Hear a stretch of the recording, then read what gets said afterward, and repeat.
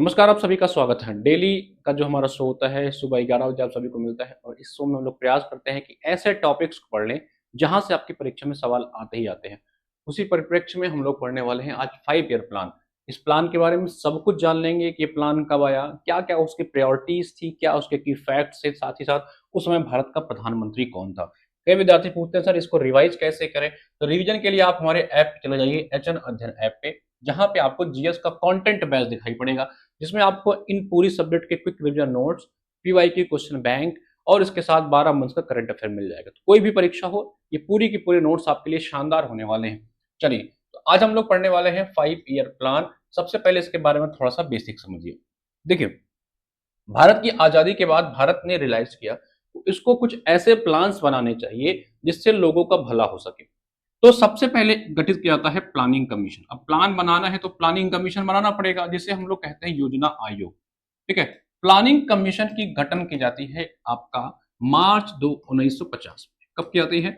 मार्च 1950 में भारत में योजना आयोग की स्थापना की जाती है। इसके चेयरमैन भारत के प्रधानमंत्री बनते हैं, यानी कि पंडित जवाहरलाल नेहरू बनते हैं और इसके जो वाइस चेयरमैन होते हैं, वो होते हैं आपके नंदा साहब। गुलजारी लाल नंदा नाम था उनका, जीएल नंदा, वो इसके वाइस चेयरमैन बनते हैं। तो ये प्लानिंग कमीशन भारत में बताता है भाई भारत का विकास करना है, देश आजाद हो गया है, उसके लिए अलग अलग प्लान्स बनाने हैं, तो काम कैसे किया जाए। तो इन्होंने कहा एक काम करते हैं हम लोग, जो आपका यूएसएसआर है, ठीक है, जो आपका आज का रूस है, उसके समाजवादी, उसके सोशलिस्ट कॉन्सेप्ट से एक चीज उठाते हैं जो वो लोग अपने यहाँ रखते हैं, वो है 5 ईयर प्लान्स। तो हम अपने देश में पंचवर्षीय योजनाओं को यूएसएसआर से उठा करके इंट्रोड्यूस करते हैं। ठीक है, भारत में ये योजनाएं 1951 से शुरू की जाती हैं। तो अगर पूछे पहली बार भारत में पंचवर्षीय योजना कब स्टार्ट हुई, तो 1951 से स्टार्ट हुई। प्लानिंग कमीशन 1950 में बनता है। ये क्रोनोलॉजी समझते हुए चलिएगा। सबसे पहले क्या हम लोग बनाते हैं? सबसे पहले हम लोग बनाते हैं 1950 में आपका प्लानिंग कमीशन यानी कि योजना आयोग। देन 1951 में हम लोग बनाते हैं 5 ईयर प्लान। अब इस प्लान को एग्जीक्यूट कैसे करना है, कैसे केंद्र और राज्यों के बीच में जो है सामंजस्य स्थापित करना है, कैसे दोनों के बीच भैया कोऑपरेशन बढ़ाना है, तो उसके लिए हम लोग एक और जो है संस्था बनाते हैं, जो है होता है आपका एनडीसी, नेशनल डेवलपमेंट काउंसिल, राष्ट्रीय विकास परिषद। क्या? राष्ट्रीय विकास परिषद, एनडीसी। यहाँ पे लिख लीजिएगा एनडीसी, नेशनल डेवलपमेंट काउंसिल। ये क्या करती है? ये केंद्र के बीच में और जो आपके राज्य होते हैं उनके बीच में योजनाओं को कैसे लागू करना है, इसके बारे में काम करती है। और पूछे इसका गठन कब हुआ था? भैया ये 6 अगस्त 1952 को बनता है। कब बनता है? 6 अगस्त 1952 को बनता है। तो ये क्रोनोलॉजी याद रखेंगे। सबसे पहले आपका योजना आयोग 50 में, देन आपका 5 ईयर प्लान 1951 में, और देन आपका जो है एनडीसी 1952 में। ये 3 क्रोनोलॉजी याद रखेंगे, एग्जाम में पूछे जाते हैं। फिर एनडीसी, जो जो ये पंचवर्षीय योजना लागू होता है, इस योजनाओं को कैसे एग्जीक्यूट करना है, कैसे सही तरीके से इसको इम्प्लीमेंट करना है, इसके बारे में काम करेगा। चलो अब आते हैं, देखते हैं पहला 5 ईयर प्लान। भारत में फर्स्ट 5 ईयर प्लान के बारे में थोड़ी थोड़ी से बातें करेंगे और हर चीज आपका क्लियर होता हुआ चलेगा। ठीक है, तो पहली पंचवर्षीय योजना के बारे में हम लोग पढ़ना शुरू करेंगे। फर्स्ट 5 ईयर जो प्लान था, ये 1951 से लेकर के 56 के बीच में चलता है। ठीक है, इसमें हम लोग कृषि पे फोकस करते हैं, क्योंकि पता है भारत भाई कृषि पर डिपेंडेंट देश था। लगभग 75% से ज्यादा लोग कृषि पर निर्भर करते थे। तो हम लोग ने इसमें कृषि पर ही, एग्रीकल्चर पे ही फोकस करना स्टार्ट किया। नेहरू जी प्रधानमंत्री थे, तो इस प्लान को इन्होंने ही प्रस्तुत किया। ये प्लान जो आधारित था वो हेराल्ड डोमर मॉडल पे आधारित थी। तो ये परीक्षा में पूछता है कि पहला जो 5 ईयर प्लान था वो किस मॉडल पे बेस्ड था। तो किस मॉडल पे बेस्ड था भैया? हेराल्ड डोमर मॉडल पे ये बेस्ड था। वेरी इंपॉर्टेंट, इसको याद रखेंगे। अगर याद नहीं होता तो इसे याद रखिएगा। एचडी मॉडल, कौन सा मॉडल? एचडी। एचडी मॉडल पे बेस्ड था ये आपका फर्स्ट 5 ईयर प्लान। बड़ा इंपॉर्टेंट है, इसको याद करेंगे। चलो, बाकी ये जो ग्रोथ रेट है इसको याद करने की आवश्यकता नहीं है, देख लीजिएगा ऐसे देखने का मन करे तो। चलिए, फिर हम लोग आते हैं द्वितीय 5 ईयर प्लान पे, यानी कि सेकंड 5 ईयर प्लान पे। अब हम थोड़ा क्या करते हैं, इंडस्ट्री पे फोकस करते हैं कि भैया ऐसा करो, थोड़ा भारत में इंडस्ट्री को लाओ, सिर्फ कृषि से काम नहीं होगा।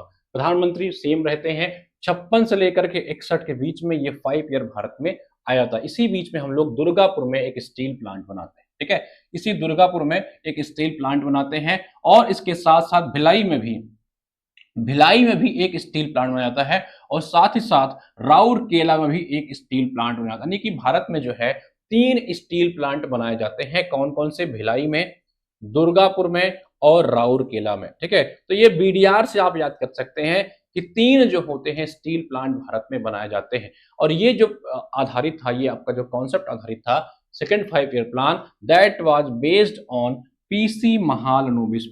ठीक है, किस पे आधारित था? पीसी महालनोबिस मॉडल पे आधारित था। तो याद करेंगे इसको, ऐसे याद कर सकते हैं, Mahalanobis model. Mahalanobis model MB से याद करेंगे। देखो, पहला हमने किस पे बताया था? एचडी। एचडी क्या होती है? High definition. हाई डिफिनीशन की वीडियो अगर आपको अपने मोबाइल में देखनी है तो आपको अच्छा डेटा अपने मोबाइल में रिचार्ज कराना पड़ेगा। तो अगर आपको एचडी मॉडल का वीडियो देखना है तो आपके मोबाइल में डेटा होना चाहिए। डेटा किस में होता है? एमबी, जीबी ऐसे होता है ना। तो पहला एचडी पे था, दूसरा एमबी पे था, यानी कि महालोबिस मॉडल पे आधारित था दूसरा वाला। 3 हमने संस्थाएं बनाई, 3 स्टाल प्लांट बनाया, दैट इज आपका बीडीआर। ठीक है, या आरबीडी से आप याद कर सकते हो। चलो, साथ ही साथ हमने इसी में केबीआईसी का भी गठन किया, जो खादी ग्राम विकास होता था, उसकी भी स्थापना हमने इसी जो है पंचवर्षीय योजना में शुरुआत की। ठीक है, चलो, बाकी टारगेट ग्रोथ वगैरह आपको देख लेना है, कोई नॉट रिक्वायर्ड। अब आते हैं थर्ड जो 5 ईयर प्लान था उस पे आते हैं। ये 1961 से लेकर के 66 के बीच में था। हम लोग ने सेल्फ रिलायंट इकोनॉमी की बात की। भैया ऐसा करते हैं, अब बहुत किसी और देशों पे हम लोग जो है डिपेंडेंसी नहीं रख सकते हैं, अब हमको सेल्फ रिलायंट होना पड़ेगा। तो हम लोग सेल्फ रिलायंट इकोनॉमी की बात करते हैं। और आपको क्या करता है, इसी में हम लोग जो है एग्रीकल्चर पे एम्फसाइज करते हैं, गेहूं के उत्पादन पे जो है फोकस करते हैं। आपको पता होगा, फिर यहीं जाकर के आपका जो होगा, अभी ग्रीन रेवोल्यूशन भारत में इंट्रोड्यूस हो जाएगा। क्या हो जाएगा? हरित क्रांति भारत में जो है धीरे धीरे इंट्रोड्यूस होना स्टार्ट हो जाएगी। हम लोग ने कृषि और गेहूं के उत्पादन में सुझाव पर बल दिया। ये मॉडल जो आधारित था, ठीक है, ये इस पंचवर्षीय योजना में हमको नेगेटिव ग्रोथ रेट देखने को मिला। क्या मिला? नेगेटिव ग्रोथ रेट देखने को मिला। ये ऐसी पंचवर्षीय योजना थी। ये हमारा सुखमय चक्रवर्ती मॉडल पे आधारित थी। किस मॉडल पे? सुखमय चक्रवर्ती मॉडल पे आधारित थी ये पंचवर्षीय योजना। चले, अब अगला देखते हैं। नेक्स्ट पंचवर्षीय योजना जो आपकी थी वो कौन सी थी? अगली पंचवर्षीय देखते हैं हम लोग, चौथी वाली। ठीक है भाई, चौथी पंचवर्षीय योजना को देखेंगे। ठीक है, चौथी पंचवर्षीय योजना देखेंगे, that was based on Gadgil formula. किस पे आधारित थी? गडगिल फॉर्मूले पे आधारित थी आपकी चौथी पंचवर्षीय योजना। बड़ा इंपॉर्टेंट परियोजना ये भी था। ठीक है, 69 से 74 के बीच में ये था गडगिल फॉर्मूला। इसी समय भारत में 14 बैंकों को नेशनलाइज कर दिया गया। 1969 में इंदिरा गांधी की सरकार थी, 14 बैंकों को हमने नेशनलाइज कर दिया। ऐसे बैंक जिनका कैपिटल 50 करोड़ से ज्यादा था, उन सारे बैंकों को हमने राष्ट्रीयकृत कर दिया। ठीक है, चलिए, ग्रीन रेवोल्यूशन की शुरुआत कर दी गई इसी समय, हरित क्रांति मिशन की शुरुआत कर दी गई। आपको पता है कि भारत में इसके फादर एमएस स्वामीनाथन बने। कौन बना? एमएस स्वामीनाथन जो होते हैं, इसके पितामह बनते हैं हरित क्रांति की। ये मैक्सिकन गेहूं भारत में लाते हैं और उसी से आपका ग्रीन रेवोल्यूशन की शुरुआत होती है। इसका इम्पैक्ट हरियाणा, पंजाब और पश्चिमी उत्तर प्रदेश में सबसे ज्यादा दिखाई पड़ता है। ठीक है, तो हम लोग ने शुरुआत कर दी है अपनी किसकी? Green revolution mission was electrified. इसके साथ ही साथ पहला न्यूक्लियर टेस्ट भी हमने इसी जो है प्लान में कर लिया, मई 1974 में। ठीक है, बाकी टारगेट ग्रोथ रेट अपना इतना था और अचीव हमसे इतना कर पाए। चलिए, पांचवी पंचवर्षीय योजना पे आते हैं। काफी इंपॉर्टेंट ये भी है, इस योजना के बारे में समझते हैं। इसमें क्या क्या थी? इस योजना में हम लोग ने एक नारा दिया, गरीबी हटाओ, रिमूव पॉवर्टी। इंदिरा गांधी की सरकार थी, भारत में गरीबी चरम पे थी, तो उन्होंने एक नारा दिया कि हमको भारत से गरीबी हटानी है। तो पूछे कि गरीबी हटाओ का नारा किस पंचवर्षीय योजना में आया? That will be your fifth 5 year plan. और ये आधारित था आपका ट्रिपल डी मॉडल पे। किस मॉडल पे? ट्रिपल डी मॉडल पे। ठीक है, क्या नाम था इनका? डीपी धर मॉडल। तो गरीबों को धर पकड़ो और भारत से बाहर करो। ठीक है, गरीबों को नहीं, गरीबी को भारत से बाहर करो, ये नारा दिया गया था इस पंचवर्षीय योजना में। तो डीपी धर मॉडल जो है गरीबी हटाओ प्रोजेक्ट पे काम कर रहा था। याद करेंगे, गरीबों को यानी कि गरीबी को धर पकड़ना है और भारत से भगा देना है। बाद में 1978 में मोरारजी देसाई जब सरकार में आते हैं, तब इस योजना को समाप्त कर दिया जाता है। ठीक है भाई, तो इसको भी याद रखेंगे। चले, उसके बाद इन्होंने क्या किया, इसकी जगह एक 20 सूत्री कार्यक्रम स्टार्ट किया। 20 पॉइंट प्रोग्राम 1975 में स्टार्ट किया जाता है, जो आपके गरीबी के ही टारगेट करके बनाया गया था। भैया भारत में गरीबी कैसे कम किया जाए, उसके बेसिस पे ही इस मॉडल को इंट्रोड्यूस किया गया था। ये सारी बातें आपको याद रखनी है। चलें, अब हम लोग आते हैं अगला अपना छठी पंचवर्षीय योजना। सरकार इंदिरा गांधी की ही थी। अब हम लोग थोड़ा उदारीकरण की ओर बढ़ने लग गए थे। ठीक है, आर्थिक उदारीकरण की दौर, यानी कि लिबरल होने लग गए थे। अब इसी पंचवर्षीय योजना में हमने शिव रमन कमेटी के सुझाव पे नाबार्ड की स्थापना की। ठीक है, किसकी स्थापना की, किस कमेटी के आधार पे, शिव रमन। ठीक है, ये शिव रमन जी थे, इन्होंने सुझाव दिया कि भैया एक बैंक बनाओ जो रूरल या एक प्रकार से कहिए कि एग्रीकल्चर सेक्टर को प्रमोट कर सके। तो इन्हीं के सुझाव पे 1982 में हम लोग ने नाबार्ड की स्थापना कर दी। ठीक है, और इसके साथ ही साथ आर्थिक उदारीकरण का जो दौर था वो समाप्त होने लगा। First time attack on poverty by reduction progress. ठीक है, हमने एक टिकल डाउन जो है प्रोग्राम स्टार्ट किया ताकि पॉवर्टी को कम से कम किया जा सके, जैसा हमारा टारगेट 5वीं पंचवर्षीय योजना में ही हम लोग ने रखा हुआ था। चलें, नेक्स्ट पे आते हैं। 5वीं के बाद आप 6वीं के बाद आते हैं आपका 7वीं पंचवर्षीय योजना पे। राजीव गांधी की सरकार। राजीव गांधी की सरकार आपको पता है अपना टेक्नोलॉजी के लिए बहुत जानी जाती थी। ठीक है, तो हम लोग ने भैया हाई लेवल की प्रौद्योगिकी देश में लाया ताकि हमारे प्रोडक्शन में जो है बढ़ोतरी देखने को मिले। इसके साथ ही साथ हमने क्या किया, आर्थिक उदारीकरण को और तेजी से प्रमोट करना शुरू किया। ठीक है, और ये बहुत ही सक्सेसफुल भी रहा इस पंचवर्षीय योजना में। ठीक है, तो ये 7वीं पंचवर्षीय योजना है। राजीव गांधी सरकार, काफी कुछ इन्होंने जो है काम किया देश के विकास के लिए। चले, अब आते हैं इसी टाइम जो है फर्स्ट टाइम प्राइवेट सेक्टर को प्रायोरिटी दिया गया और यहाँ पे एक टर्म आया जिसे हम लोग ने कहा हिंदू ग्रोथ रेट। अब आपको कमेंट करके बताना है कि इस शब्द को किसने निजात किया था। हिंदू ग्रोथ रेट, कमेंट करके जरूर बताइएगा कि हिंदू ग्रोथ रेट जो है कि भारत की ग्रोथ रेट के बारे में किसी का कटाक्ष था। अब आपको बताना है कि ये टर्म किसने भारत में दिया था। ठीक है, चलें, अब आते हैं 8वीं पंचवर्षीय योजना पे, promotion of modernisation of industry. ठीक है, उद्योगों के आधुनिकीकरण की बात कही जाने लगी। पीवी नरसिम्हा राव भारत के प्रधानमंत्री बन जाते हैं। प्रधानमंत्री रोजगार योजना की शुरुआत जो है इसी 5 ईयर प्लान में होती है। ये आधारित थी आपको डब्ल्यू मिलर प्लान पे। किस मिलर प्लान पे, WM प्लान पे आधारित थी आपकी 8वीं पंचवर्षीय योजना। जो आपकी 8th 5 ईयर प्लान थी वो WM यानी कि डब्ल्यू मिलर मॉडल पे आधारित थी ये पंचवर्षीय योजना। इसको याद कर लीजिएगा सभी लोग। चले, बाकी आते हैं 9th 5 ईयर प्लान पे। जो 9th 5 ईयर प्लान था आपका 1997 से 2002 तक रहता है। अटल बिहारी वाजपेयी जी भारत के प्रधानमंत्री बन जाते हैं। Goal of complete eradication of poverty, पूरी तरह से पॉवर्टी को एंड किया जाए, ये टारगेट रखा गया इस पंचवर्षीय योजना में। सामाजिक रूप से जो लोग थे वंचित, उनको बहुत ज्यादा से ज्यादा हेल्प की जाए, ऐसा लक्ष्य बनाया गया इस पंचवर्षीय योजना में। ठीक है, चलें, नेक्स्ट आते हैं अपना 10वीं पंचवर्षीय योजना में। ठीक है, 10वीं पंचवर्षीय योजना 2002 से 7 तक चली। समावेशी तथा समान विकास को बढ़ावा देने की बात कही जाने लगी। Promoting inclusive and equitable. देखिए कौन प्रधानमंत्री था, पूरा कार्यकाल यहाँ नहीं समझिएगा।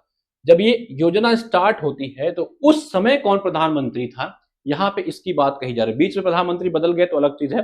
जब योजना स्टार्ट होती है ना तो तब PM कौन था उसकी बात यहाँ पे करते हुए हम लोग चल रहे हैं। चलिए 10वीं में आते हैं।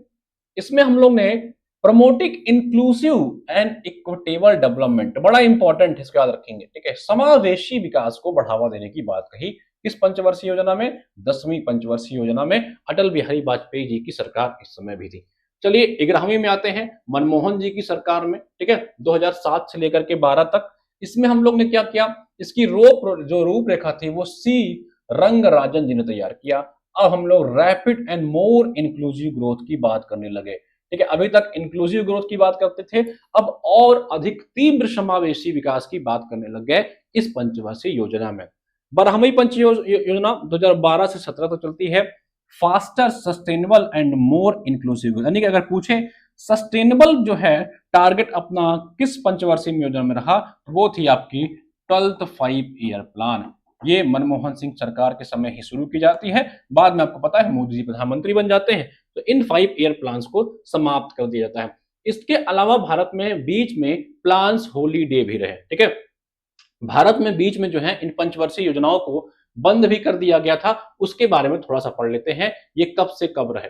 1966 से 1969 इस 3 वर्ष को बीच में भारत में योजना जो है होल्ड कर दिया गया था, ठीक है।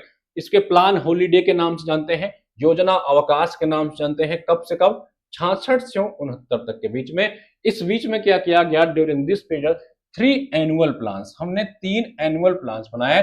Prepared equal priority was given to agriculture and industry, जिसमें हम लोग ने क्या किया कि भैया एग्रीकल्चर को, यानी कि किसान लोग जो है, ठीक है, ये जो किसान लोग यहाँ पे खेती करता है इनको, साथ ही साथ इंडस्ट्रीज को, जितने भी आपकी इंडस्ट्रीज होंगी इन सभी को हमने इक्वल वेटेज देने का प्रयास किया, यानी कि दोनों को समान वेटेज देने का प्रयास किया। इन जो 3 आपके रोलिंग ईयर आपके जो 3 एनुअल प्लान्स बनाए गए थे, ठीक है। ये मेजर इसमें काफी सारे फेल्योर देखने को मिले इसमें, जैसे भारत पाकिस्तान का युद्ध हो रहा था, कई जगह आपके सूखा पड़ गए थे, तो कई जगह संसाधनों की कमी आई, तो ये प्लान बहुत सक्सेस नहीं रहा और 3.8 वार्षिक वृद्धि दर हमको देखने को मिली इस योजना अवकाश के दौर में, ठीक है। चले, भारत में योजना अवधि में 3 बार योजना अवकाश आया है, इसको याद रखेंगे।